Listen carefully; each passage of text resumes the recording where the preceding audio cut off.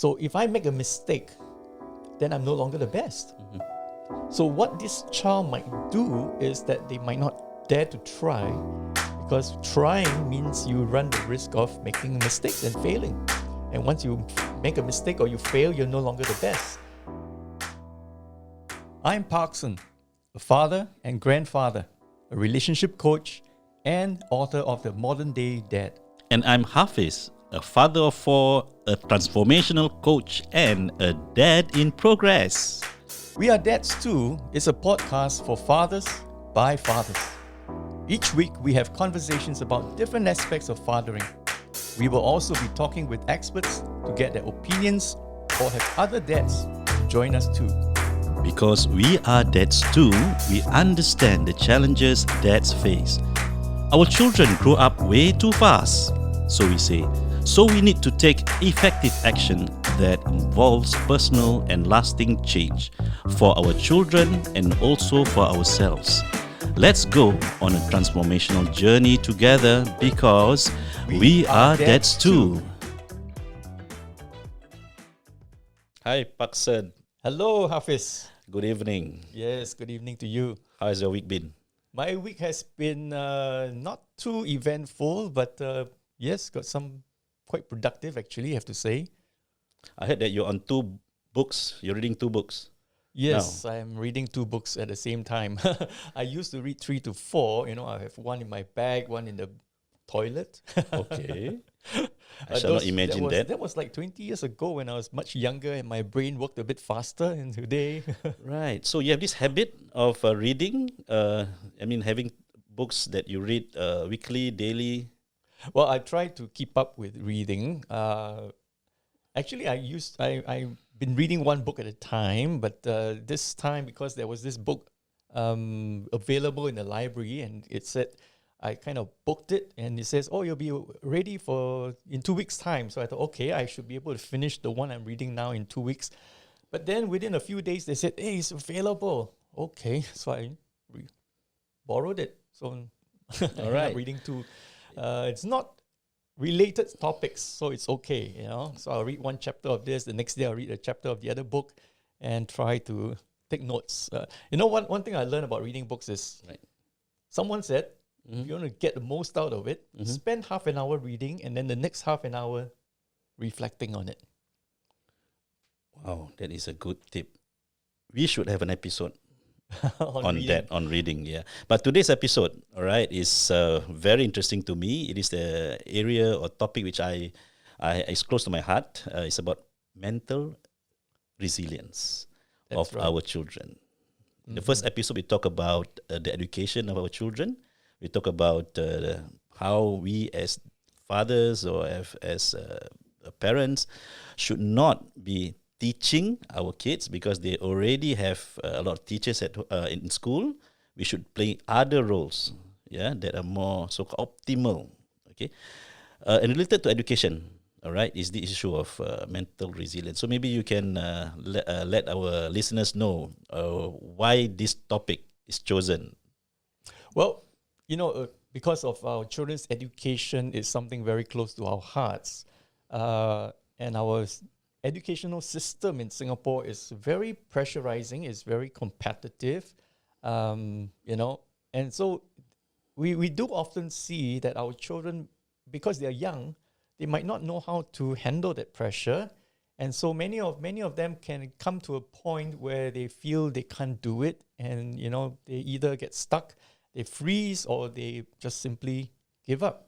So mental resilience is a very needed skill that fathers can play a very big part in helping the child develop this skill so that they can overcome the obstacles that they face, and they will continue facing obstacles when they grow up and go into the real world. They are in the real world, but the working world, all right? So this is if you talk about life skills, this is one of the important life skills, how to be able to overcome the stress, the obstacles, even failures, and just overcome, get up again, and move on. Yeah, to be resilient is to be able to face difficulties throughout their lives. There are ups and downs in our lives. including in their school, at home, with their friends. And today we have a lot of gadgets. The social arena is so wide and it's almost ubiquitous. That means almost not in daily, almost hourly, almost every minute. They are being given a fed. Things that are not that they seek for. It goes to them.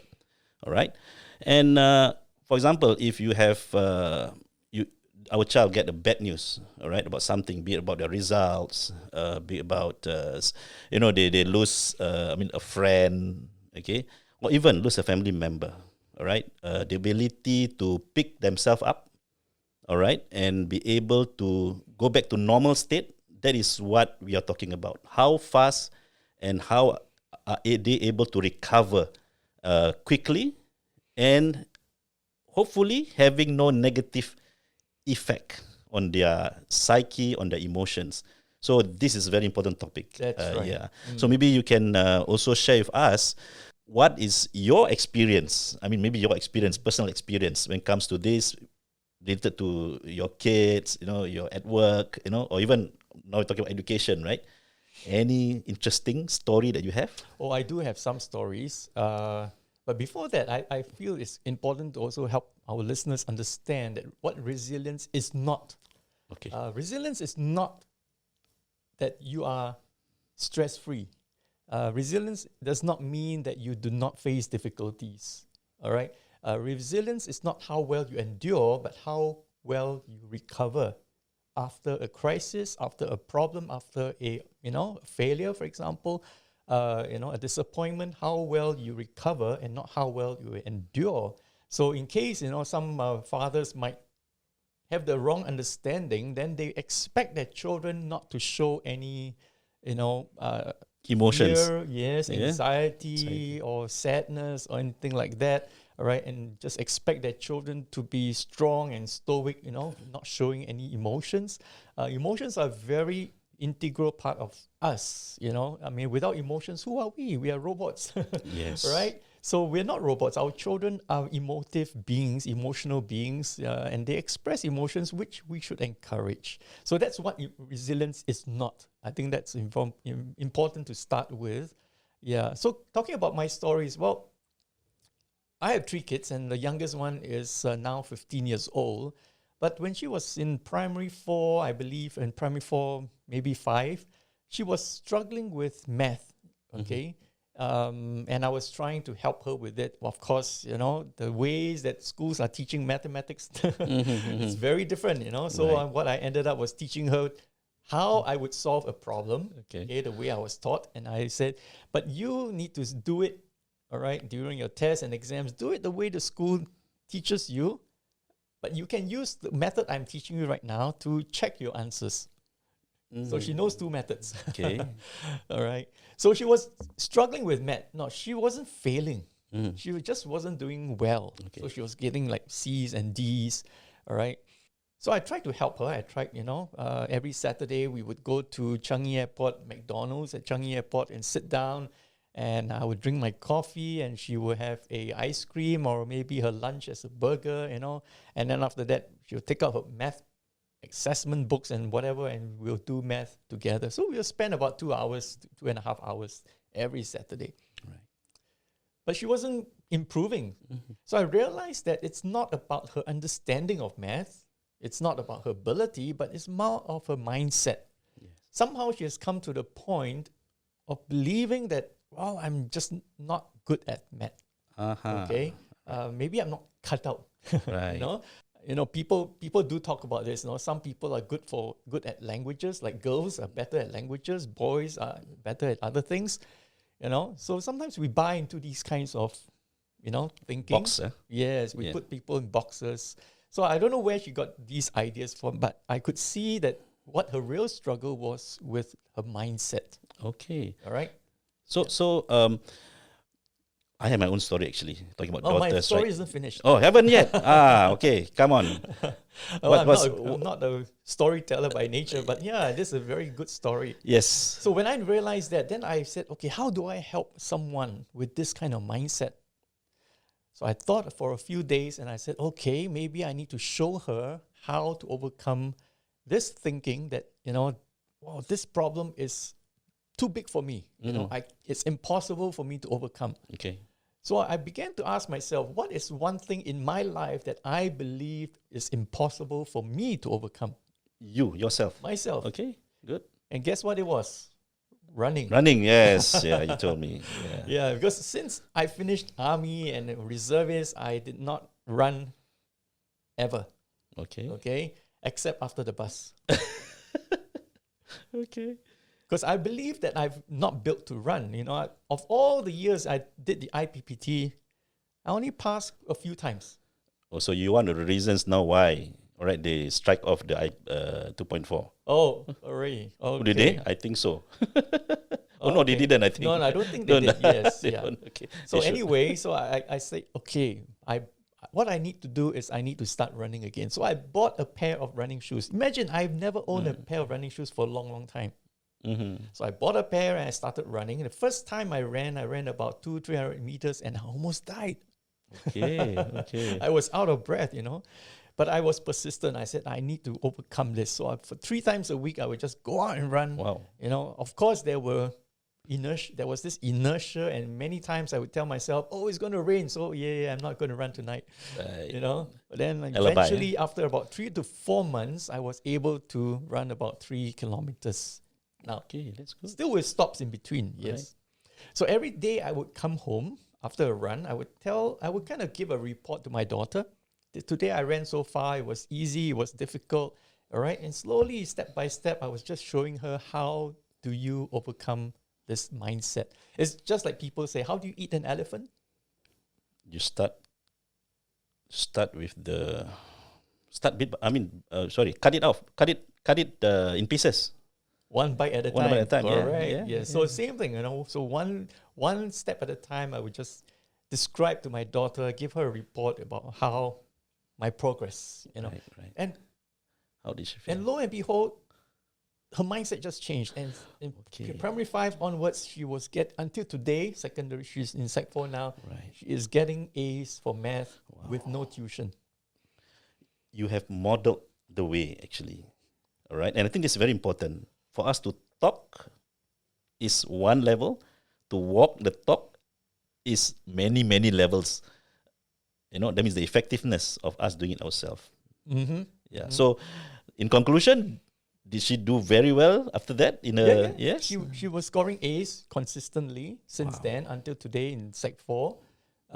Yes, without any tuition, all by herself. I think once you have helped your child to develop this skill, it sticks with them for a very long time throughout adulthood, and it will come in very, very useful. Wow, you say so many things. You talk about self-belief. You talk about, changing your habits when they are young. The importance of building that resilience when they are young, and it will bring them a long way when they grow up. Right? You want to listen to my daughter's story? Yes, of course. I'm sure everybody Because I'm so will be inspired by what you told me. I just remembered, actually. Sometimes we pressure our kids too much, that our expectations make them not only stressed, but don't see the wider perspective. So my daughter, she did a 4-year course in the university, and in her final, she was doing very well, much well than me by miles. She was doing very well. But when it comes to the final year, all right, she had to decide to extend 1 semester because of one mistake she did. And she was very pressured because she had repeated once before in JC, and we are going through that thing again. And this thing about in Singapore, if you have your certain age group, then your friends suddenly have graduated O-level at 16, then you are still Sec 3. There's this, people tend to compare and feel sometimes affect my self-esteem. So that was on the issue, right? Not so much that she felt, but sometimes collectively, all right, the pressure of expectations, all right? So to cut the story short, actually, she did very well by delaying her 6 months. In fact, it's the second time. When she did her A-levels, she had to repeat her first year, and I thought she wouldn't have done better as good if she would have just gone through the normal channel, so-called.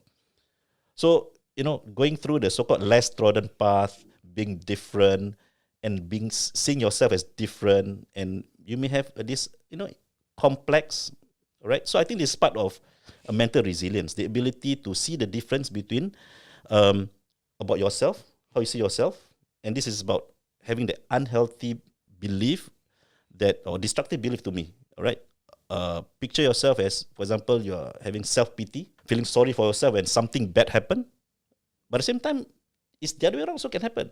For example, if you just say that you feel a grade, just a grade out of so many, all right? It's a way to tell you that you got to work harder on that, all right? Maybe you have not spent enough time. Maybe you need to, put more effort and so on. All right? And sometimes we think that final exam is the final. What is the final? Is our PSLE the final? Is our O-level the final? So A-level, our degree, not the end of the world. Yeah. our life is longer than our education runaway, right? That's right. Yeah. I think that's where the father play a very important role in helping the child put things in perspective. Mm-hmm. You see, because I think very naturally the world, has this mold that, all of us feel that we have to fit into, otherwise we are out of place. Yeah. Otherwise we are kind of the odd one out, or even the outcast, you see. And nobody wants to be an outcast. Nobody wants to be left out. Everybody wants to be one of the belong, in the group. It's normal to feel like that. It's normal, Yeah, yes, it's normal. it's normal. Yeah. So fathers need to help their children says, it's okay, For example, I was a late bloomer, all right? I did my O-levels twice, And of course, at first I felt very shameful. I said, wow, I didn't fail.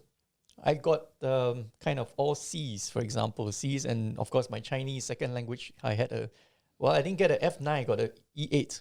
Okay, at least I've got something to boast about. You're better in Russian than Chinese, I think. Yes. So, my father pulled a few strings and got me into a different school and to do my O-levels, secondary 4 again. And I think that was one of his, he probably saw it as one of his worst mistakes in his life, because that's where I met my wife to be. Oh, okay. Okay. Anyway, so second time around, I actually did better. I got all B's. Okay. And what my father said when I told him my results? A typical Chinese Asian father. All right. Well, if you worked a bit harder, you would have got all A's. Okay. All right. Face palm. That was a face palm moment. Yeah. But you bring up another important thing. Okay, did you ever share this with your daughter? Your failures, so-called. Yes, I did. And I think this is very important. Many of us, in the pretext of wanting to protect our self-image, that we are that solid, father that has very perfect, and therefore we want them to be as perfect. I mean, we have very good intentions. We want them to see us as a model, a good model, and we try to hide our so-called failures. And I think this is something which is very important for us to realize that in one of the methods to ensure resilience of our children is to share our own experience, right? That's and right. They saw that despite you going through that difficulty, look at you today. You are still alive. You are still doing well. Okay. That's right. And that's much, much better than I say talking and lecturing. That's life. Yep. Life is up and down. Sometimes we spend more time down than up, but there are up moments. And life's journey is like mountaineering. Somebody said, you climb a mountain, you reach the top, and you're so happy. But then your happiness only lasts for a moment, because why? You see another peak. And with a peak, that next peak is even higher, and you say, "Wow, if I can get there, I'm sure the view would be much better." Now, in order to get to the next peak, you know what you must do? You must get down the mountain. Yes. And going down the mountain into the valley is not a fun thing, In the valley, it's darker, and things like that. And then you got to climb up again. But that's life, right? It's all full of ups and downs. And that is called reframing, right? I mean, there's always someone who is less fortunate than you, or more fortunate than you, richer or poorer than you, more handsome or less handsome than you. Or I mean, it's about reframing, right? I mean, if you see someone who is suffering, all right, and you are having a good day, you should be thankful, right? And you see someone who is doing very well, rich, wealthy, drive a Lamborghini, or Rolls Royce, you probably have to look deep into you, what makes you happy. And That's right. you can never tell whether that person is happy or not. I'm trying to be a sour grape here, but I think this is mental resilience. I mean, we are exposed to so many, good and bad, shiny things, and the thing is, we are given the eyes to see, and somehow eyes have this automatic reaction, to wanting nice things and good things for yourself, and that's how we are built, right? But at the same time, we have to take a deep breath, all right, and look into ourselves. Be more aware that what actually, when we want something, whether number one, we need it. Secondly, whether it will really make us happy beyond the glitter and the shine, right? That's right. That's right. Yeah. Coming back to my daughter's story, I just want to highlight one thing which I think fathers will really like to know, will help them to know. And this is something about what psychologists calls the fixed and the growth mindset. Okay. So for example, when my daughter started to have this belief or this, thinking that, well, I'm not cut out to do math, or I'm not good at it. Maybe that's my IQ isn't very high, or not as good as my other classmates.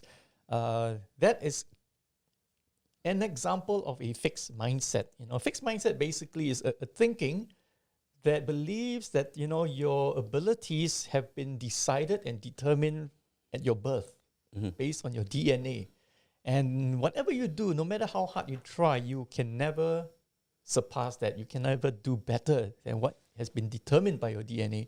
That's a fixed mindset, and that's not true. Okay, our abilities, our talents, our anything we can do, we can practically do anything if we just spend enough time and practice and learn it. Okay, and so the growth mindset, on the other hand, is a thinking that says, well, if it's like a muscle. If you train it, it gets stronger and stronger and better. So your talents, your skills, you just need to practice. Practice doesn't really necessarily make perfect, but it causes your brain to wire itself so that that skill that becomes more permanent. Okay, and then it becomes more automatic. So, for example, even like doing mathematics or any technical skills, or some people say in sports, muscle memory. Well, your muscle do not have memory. It's your brain that has a memory. Right. Your brain will form that connections in the brain, which will instruct the right sets of muscles to do that particular action. Like a high jumper would just picture himself getting over that bar before he even runs towards the bar. So that mental preparation, just imagining himself clearing that bar, is his way of getting the brain to activate the right muscles to achieve that. Okay, so that's the difference between a fixed mindset and a growth mindset. So fathers need to have a big part to play in helping children develop that. And one of the ways is to tell them, to just keep impressing upon them that, well, you might not be able to do this now, but if you keep trying, you will. So I suggest, using the word "not yet." All right, you are not able to do this yet, as compared to, well, you will never be able to do that, Right. or, well, you're not meant to do this. Okay, but rather the better thing to say is, yes, you did not solve this math problem correctly, but you're not able to do it yet. Let's Paksan, try it again. there's another view to this, right? Which is the other side of the story. Someone can say that I'm the best. I can do everything. All right. I'm made for anything. And there are many programs to motivate you, to give you that mental strength, and as you said, build up the muscle and so forth. But I also read, right, that this sometimes when we want to, for example, praise our children, okay, we have to do it in a measured way, all right? Because we modern parents versus our traditional older parents, we tend to sometimes give excessive praise. Well done, good job, all right? At the same time, we do not be specific enough. No, what actually you're praising, all right? So to be productive, actually, what you praise is the effort. That's right. And be specific about what you are praising. Because if you are not specific, that can be counterproductive. Because if I'm really very good, what else do I need to do? That's right. So we have to be careful whenever we have this habit of course, the opposite is also not good. Everything is, you can't do it, it's dangerous, it's risky, but I think it's to take the middle path. Because when you praise a child, of course, the self-esteem rise up, but at the same time, overconfidence also happens and complacency. That's right. Yeah. So this is one of the things of the many things that we can be more mindful when we talk to our children. I have another, and our children. I have 4 children. All are different. Right? All are different. Only have 2 boys, 2 girls, different, but each of them have different personalities. That's right. One of them, when he talks, he will not think. He will just, blurt out whatever that he has on his mind. The other one will take some time to speak. Both has his plus and minus. The first one will be seen more social. The other one will be seen more quiet. But the first one would probably take the risk of saying the wrong things. But the second one would make sure that I will really say the right thing. Don't want to make mistake. Then for our role, sometimes you have to toggle. You must be aware. This child, you must give him time to think. Don't barge in.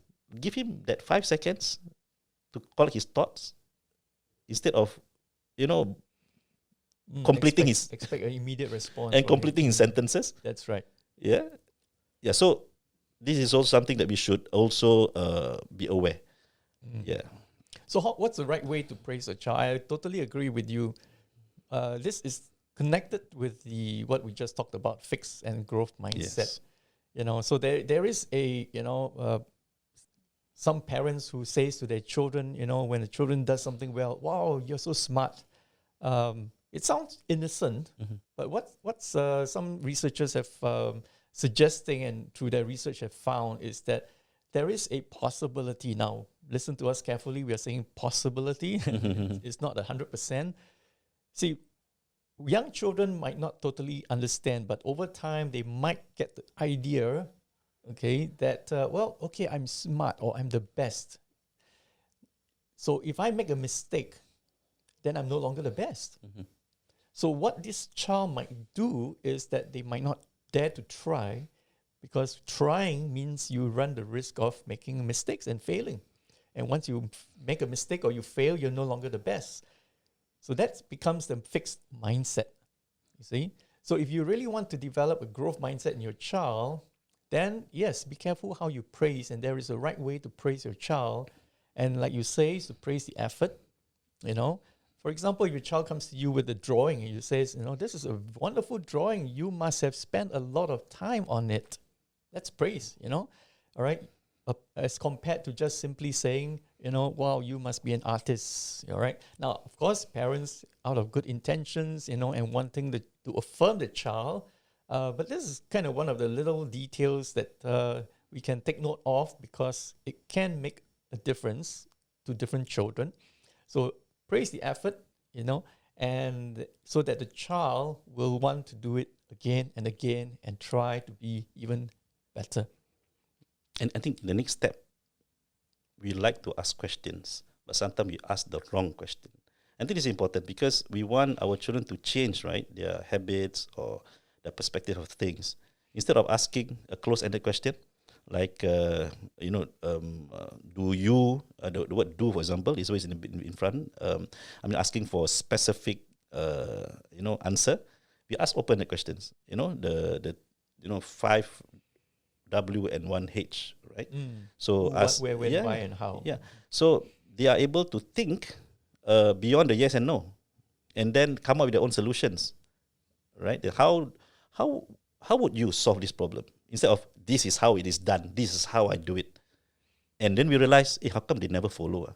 How come we have to keep reminding them, and then they to the children we are nagging over and over again because it's not their idea.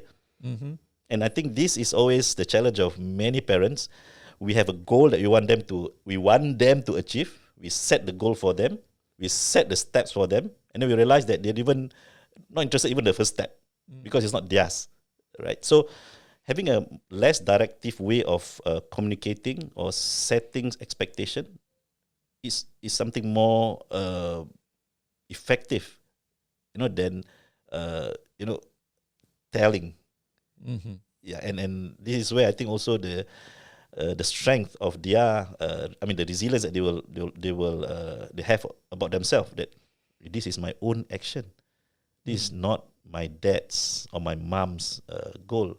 Because I think you did tell me a story of this person, who the father want him to be the doctor. Was he or somebody else? Yes. I can, yes, yeah. Mhm. And at the end of the day, he went through all the education. At the end of the day, just after he graduated, he tell his father, "Okay, Dad, Here's this is the your certificate. It is yours." The father was shocked, right? That's right. Because this is what you want, not what I want. And then he gone on to do other things. That's right. That's right. Yeah, Yeah, that's that's a kind of a conflict of vision and purpose and things like that. Yeah. So it's not what it's what the father wants the son to do, but it's not what exactly the son wants to do. Yeah. So how to develop mental resilience in our children? Well, there are a number of things we talked about. Trying to develop the growth mindset, to keep telling the child that, well, you might not be able to do this yet, but you can when you keep trying to, again and again. And the other one is to give them permission to fail. Okay, to give them permission to fail. I remember my son, the second child, who is 26 today, when he was also around that time, P5, P6, he was having difficulties because he was diagnosed with dyslexia. He was 1.5 years behind his peers. So he was struggling with math and different subjects. And so when it came to math, when we try to solve some problems, I would say, right, do this. And his stress level immediately kind of hit the roof. Mm-hmm. And, he just kind of have a mental block. He couldn't proceed. And when he tried, he would get it wrong, and when he get it wrong, I would get angry, things like that. And when I get angry, he gets discouraged, and dare not try again. Okay. And after a long time, many months, I kind of figured out, okay, I need to change how I say things. Mm-hmm. So it looks like I cannot say do this. So what can I say? So I began to think, and I said, okay, maybe I'll say try this. So one day I said this, all right, son, try this. He said, try only. I said, yes, try only. Right. What if I get it wrong? I said, okay, then we try again. Mm-hmm. And if you get it wrong again, we try again. Okay. And that made a whole world of difference. I mean, he was able to, yes, at first it was difficult. At first he was still kind of not sure. Are you sure Daddy is really so nice now, You see?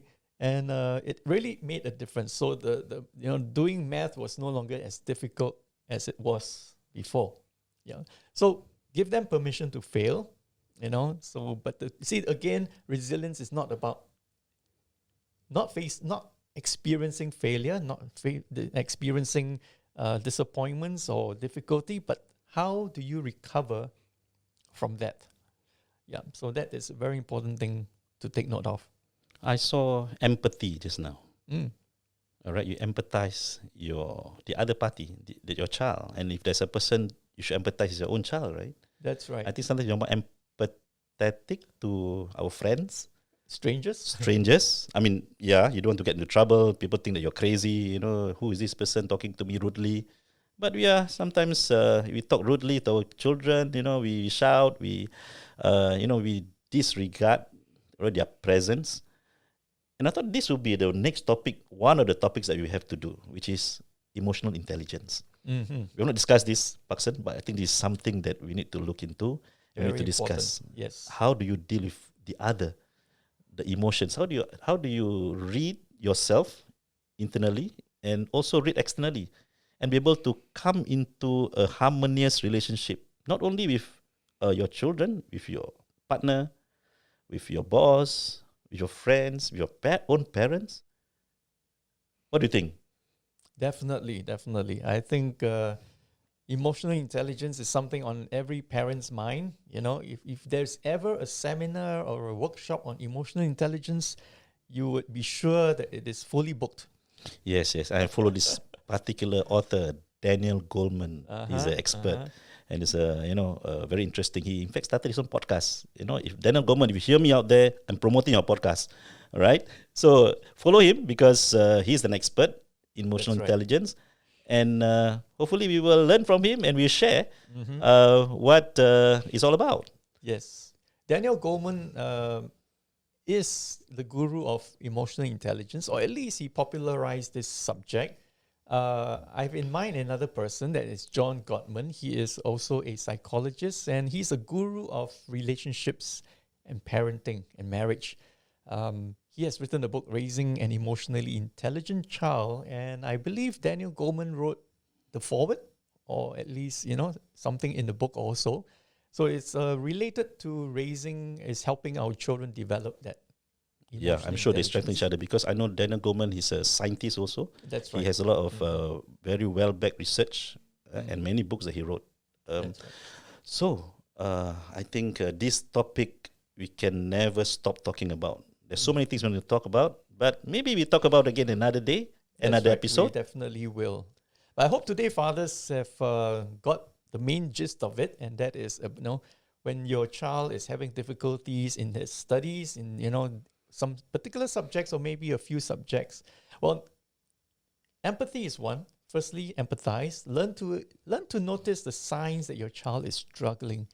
Be patient, be understanding, and find out really what is the thing that your child is struggling with. And try not to come to conclusions such as, my child is just lazy. He is not trying hard enough. Sometimes when you try hard, no matter how hard you try, you just cannot overcome it. All right. And the more discouraged they become, the sooner they give up. So try to keep them motivated and give them practical helps along the way. And of course, the other one is to give them the idea, or help them understand that our abilities is like a muscle. We just got to keep training it. And the more you train it, the stronger it becomes, and you can use it for the rest of your life. And give them permission to fail, as well as finally model resilience yourself. That means you need to share with them stories about the times that you have not done well, you have failed, you have faced disappointments and crises, but how you have overcome them. I think that will be inspiration to our children to know that, number one, we are human. We're not Superman, we are not perfect. We are still learning and developing ourselves. Right. I think this is a good conclusion to our topic. And we hope you listeners out there, dads, even mothers who are listening to us, follow us on our YouTube, our IG, our Facebook, like us, and then give your views, give your questions. Ask us what concerns you most. The difficult questions are even better. All right, so I think that's all for today. That's right. All right, we hope you will follow us again for our next episode on We Are Dads Too. Thank you very much. Bye-bye. Bye-bye. This podcast is brought to you by Iman Catalyst Community, which is missioned to elevate hope by transforming lives through social education initiatives as well as personal development programs. We are the medium that come in between NGOs and their beneficiaries to enhance their sustainability and impact. If you'd like to know more, connect, and collaborate with us, you can reach us at Facebook and Instagram at Iman Catalyst. That's spelled EMAAN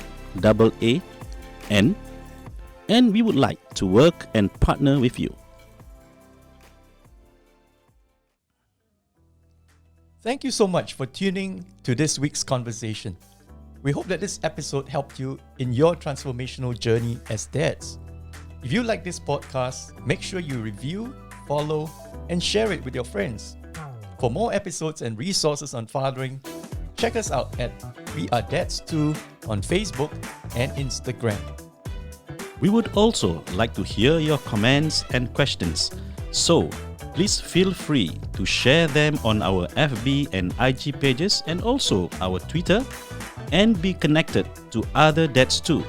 Until next time, let's take the next step to be the special dad we are meant to be. Take care and stay safe.